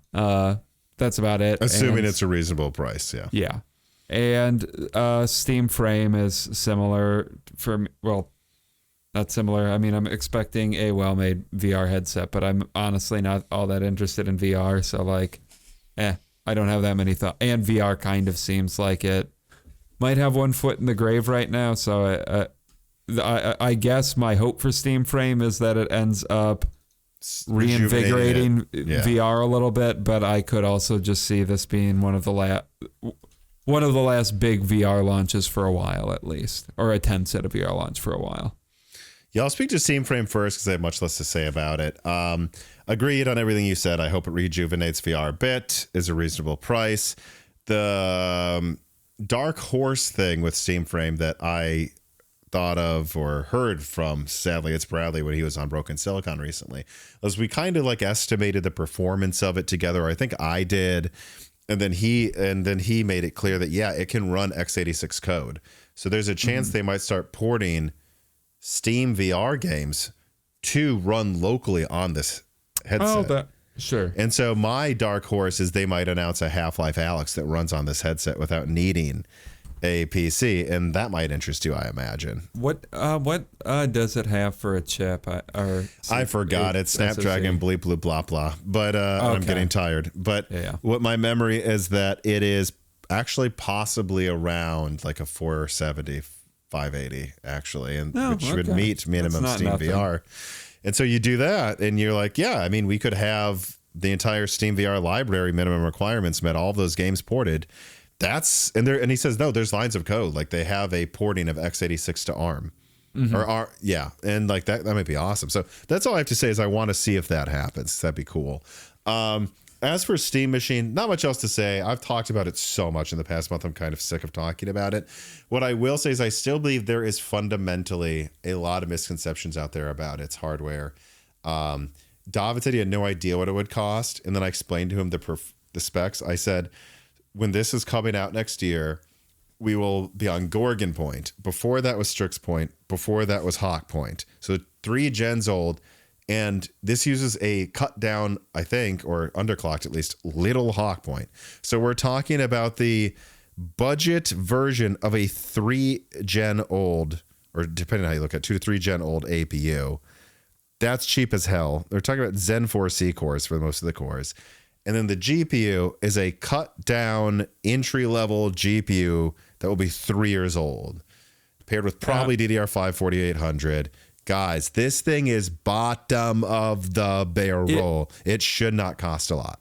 It needs to be affordable, or else I think people are gonna, if this is $800, people are gonna be a lot less excited about it than they thought they would be, I think. Yeah, and then if I look on Amazon right now, but some of them have actually started to go back down a little, and even if I use these to my estimate for RAM costs, it's like at $100 or something, and I thought they profited at like $420, so I still think they can do it for under $600 even if they didn't buy the RAM yet. Yeah, so I guess it's just a matter of how much RAM they can get, really. I guess I'm hoping to see under 600 or at 600 at least, or at most, and then 700. I don't know, still okay. 700 plus, like, what is only during shortages? Any shortages over 700 is garbage. I mean. So I still stand by it. The way to have a killer product would be like $450 for half a terabyte, no controller included. $550, 2 terabytes, controller included. That's where you're really going head to head with the consoles while offering you some PC features, but not all of them. You can't upgrade the graphics card, people. And it only has 8 gigabytes of RAM on the graphics card. So, they really can't go too high. Even in shortages too, I still don't see how it gets to $800 because it's really the 64 gigabyte and higher kits that are going insane, with 32 gigabytes being expensive. The 16 gigabyte kits, the 8 gigabyte kits, they're marked up, but they're not marked up as much. So I still think there's room here where it's like, whatever, then add $100 to what I said. So what, they profit at $520, so then $550. I still do not see some of those pricing estimates coming through that looked insane to me. But who knows? People have made mistakes before. I'm sure of what it costs to make it. I'm not sure they'll make a smart decision. All right.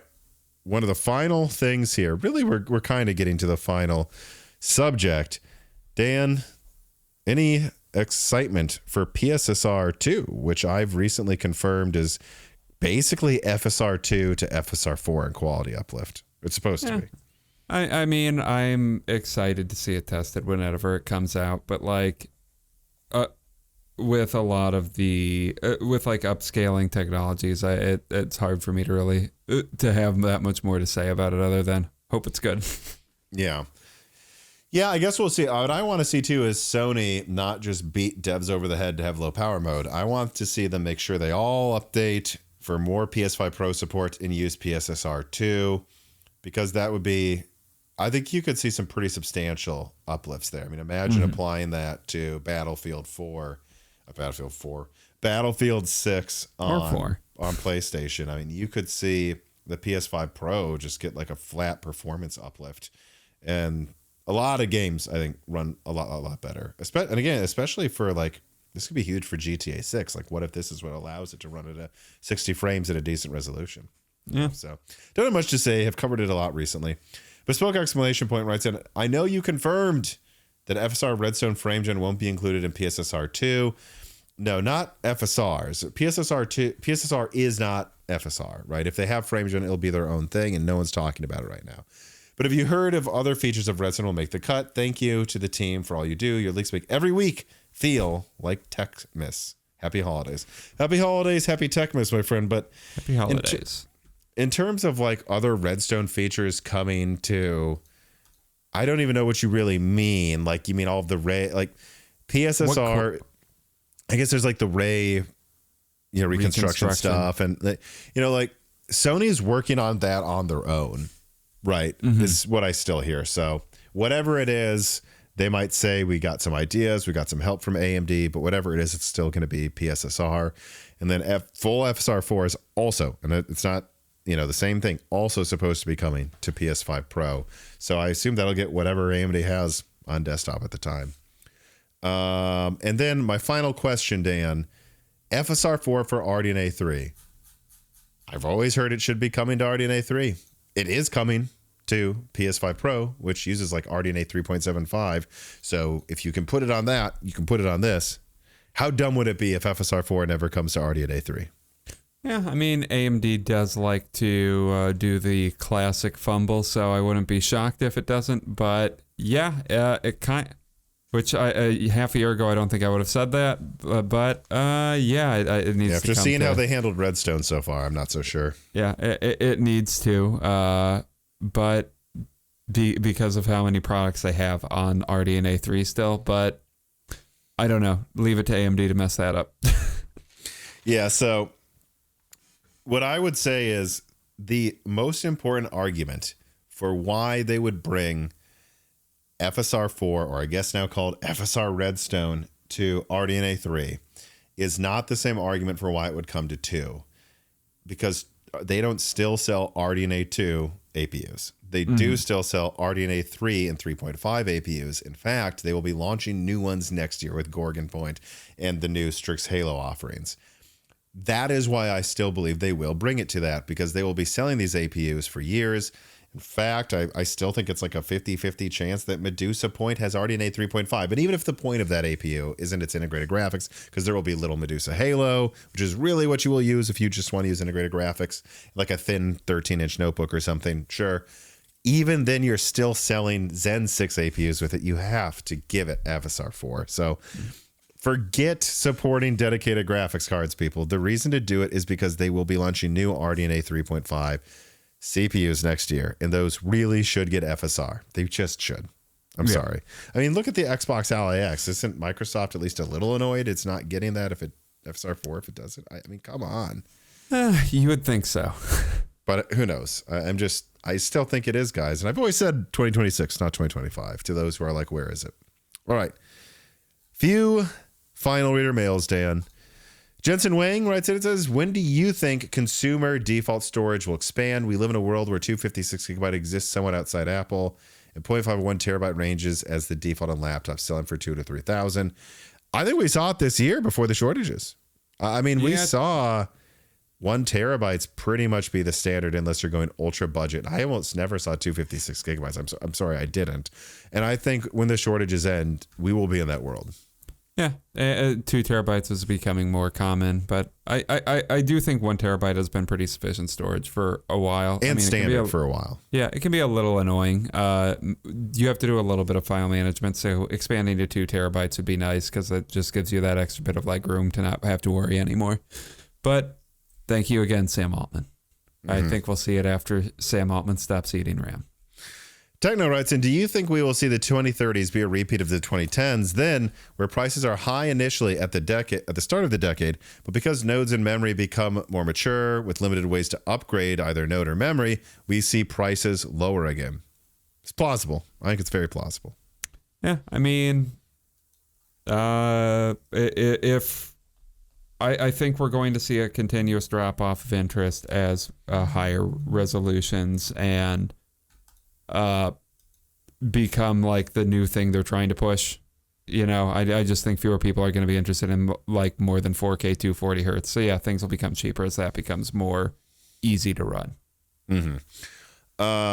Sub Agles writes in and says, hello gentlemen, is there a chance that Xbox Magnus has 2 pools of RAM? For example, can have 24 gigabytes of DDR7 and 16 of DDR5 to hit the 40 gigabyte mark? Or is it no. The way these APUs work next generation is the IO die, or I shouldn't say IO, the memory controller die and the GPU die are the same thing. That's why they will need to use LPDDR5X for the budget dedicated RDNA 5 graphics cards. It's because it's mostly meant for a laptop, which will be using LPDDR5X. So no, they don't have some secret memory controller. They have a 192-bit bus, and a 192-bit bus of GDDR7 is totally enough RAM, leaves totally enough room for them to go up to, I believe, 48 gigabytes, if I'm remembering correctly. And even if they cheaped out, you're looking at like 36 gigabytes of RAM, which if I were them, is probably what I would be targeting, unless they really want to focus on the PC aspect. Then maybe you do just go for 48 gigabytes, right? I don't know. But no, no, there's not some secret way to have DDR5. That's just how the memory controller works. And my final point on this too is just keep in mind that the only reason the Xbox Series S and X had split memory is because Microsoft made a massive last-minute blunder. The way Xbox Series X was designed is with a 328-bit memory controller, Series S, 128-bit memory controller. What they should have had is a 20 gigabyte console and a 16 gigabyte console. Instead, they did this split memory bullshit because they wanted to save $20 per console temporarily, and that was a huge mistake. But fundamentally, it was really a software reason that the RAM was divided and partially hardware, and it didn't need to be that way. Mm-hmm. So just keep that in mind. What I'm saying is the engineers that designed the console are not the ones who effed up. And, you know, like it's not like something they just will do again unless they make the same mistake again. So Brian P. writes in, hey, Tom, a bit of a side question, but I saw YouTube added a summarize button in the comments section, which seems fairly effective, including timestamps. What are your thoughts on this as a content creator? Yeah, and they've provided a summarize the comments option for me too. And the AI is good at it. It is. I mean, if it says, works, it works. People are happy about this. And show appreciation for that and concerned about this. And it does work, and I actually like it quite a bit. So I don't have any problem with an AI summary of a video. You know what, especially because a lot of people misrepresent my information, and now it makes it really easy for someone to go directly to the source and see the AI go, Tom talks about this. Tom talks about Samsung ending SATA SSD production for 2026. Tom does not talk about Samsung ending all SSD production forever. AI might actually help with that. So again, I'm not a complete Luddite when it comes to AI. I think it is useful. I just think, I don't know if it's like, should be a bazillion, trillion, bajillion dollar industry yet. That's all. Yeah. And I just think there's a lot of more negatives than positives for AI, but... Short term, for sure, yeah. Okay, well, that is going to do it for the last episode of Broken Silicon for the year. Dan, any final thoughts? I don't think so. I will say I do. I want to say that, especially in the past year, you guys do show appreciation. Like anytime you'll see someone go, oh, they really laid into Tom in the comments on that one, I'll check and it'll be like 96 to 94% upvotes, with most of the comments being, I agree, or Tom, thank you for being thoughtful. And on the thoughtful thing, there's been a lot of people that have spoken out and said they appreciate us trying to be balanced and measured about the RAM shortages and not quickly trying to spin up the fastest conspiracy theory we can come up with to call all companies evil to get the easiest rage clicks. And thank you for showing appreciation for that, because if we make you guys feel less crazy, quite a crazy time, let me say, you guys, I think, also make us feel less insane, right? And giving us this outlet, allowing us to build up this space, I think doesn't just make it better for the community. It also makes it better for me and Dan, where, yeah, I can have these guests on and talk to these fans that actually want to have a reasonable discussion. I don't know where I would go in my free time to talk about PC hardware anymore if it wasn't for a community that actually had a hunger for, again, balanced reactions to the news. And so if you enjoy our content, we enjoy giving it to you, and we enjoy how you make us feel like we aren't crazy. So I just want to thank everybody who supports the channel here at the end of the year. Yeah. All right, everybody, on that note, please make sure that you like the video, comment down below, that you give us hype points, and definitely share the video. Sharing actually helps a boatload. You know, if you see a thing that you think is interesting that we talk about, or a take that's unique and a good point, share it, so that when the video is shared, it's people showing like the best aspects of our work too, to like crowd out anyone who tries to attack the channel. Otherwise, please make sure that you're subscribed to Moore's Law. Is it on YouTube? Subscribing does, contrary to what some people say, help us get noticed a lot more. And also support Moore's Law on Patreon. If you do, a new die shrink will have just come out with me and Carbon Cry talking about tech journalism for over an hour. It's really a bonus Broken Silicon. And there's a whole catalog of episodes there, even at the lowest tier. And you can ask guest questions like David. And soon we're actually going to have a defense engineer as the first guest of the year to talk about what's actually going on with shortages and national security implications of like RAM shortages and what's going on with AI. So this is going to be, I think, a very interesting episode to kick off 2026. So join us there, can ask some questions, and you'll also be able to get that early and ad-free at the proper support level. All right, everybody, thank you for watching. Thank you for listening. And please stay safe during your holiday travels and try to have a good start to 2026, everybody. Happy holidays. Goodbye, everybody.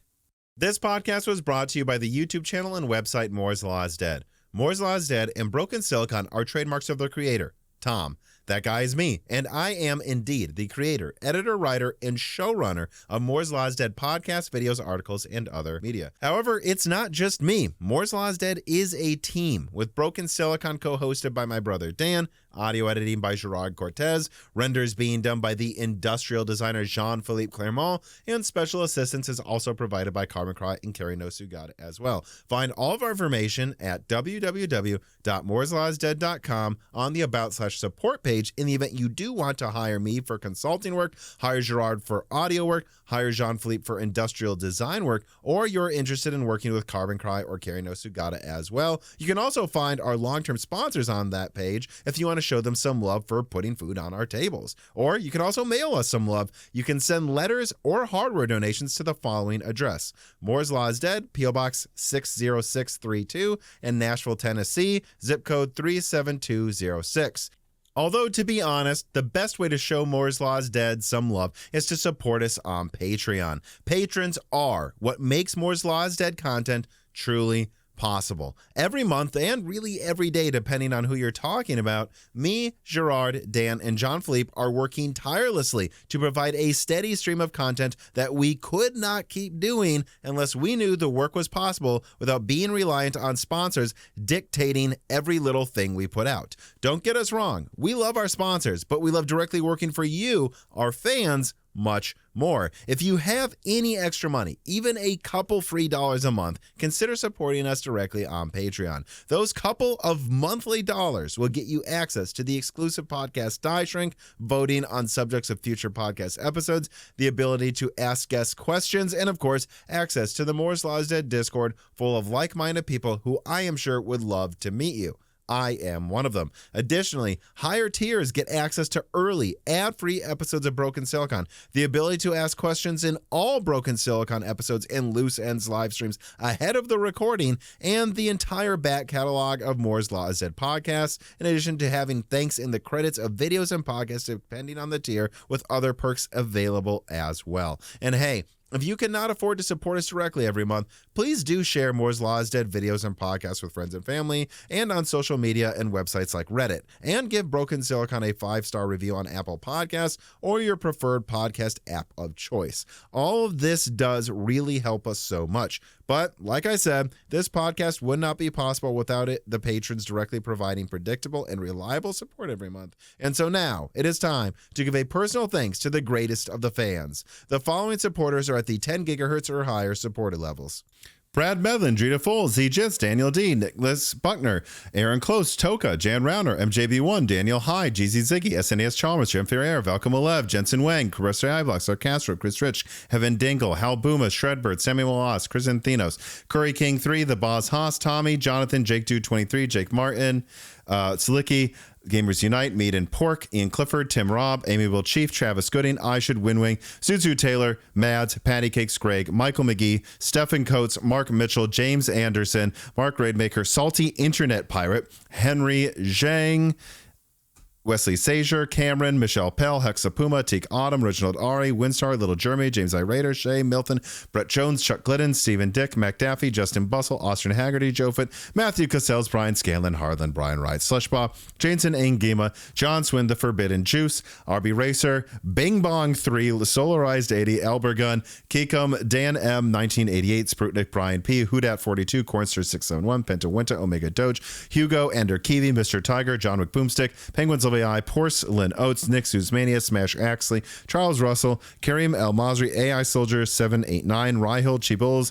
Bespoke, exclamation point, Kevin Kuntz, Manos, Rak Kusis, Fred Berger, Jonathan Harris, Kailin, Raichel, Kainush Kagani, Johnny Tran, Sabir, Ahmed, Josh, Arkeo, RK0, Zephyron, Angel of Cake, and of course, thank you to Sahara for the music, and thank you to all once again for supporting Moore's Law is Dead through 2025, and we hope you will continue to support us through 2026. Merry Christmas, and happy holidays, and a happy new year, everybody.